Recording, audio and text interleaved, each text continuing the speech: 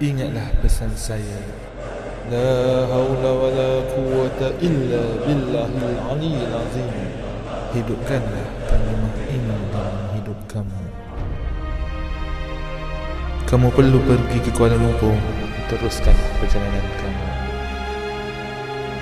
KL, kota yang dibelenggu dengan dosa.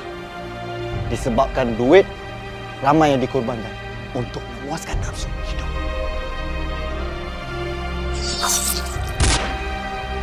Sampaikan setiap ilmu yang kita ada, bahawa setiap ilmu itu adalah hak milik mutlak Allah. Dan itulah juga sebabnya kenapa kau berada di sini. Sebab takdir. Takdir telah memutuskan kau untuk membantu menegakkan kebenaran dan mencegah kebenaran. Setiap nafas, setiap gerak kita adalah dalam ketentuan takdirnya.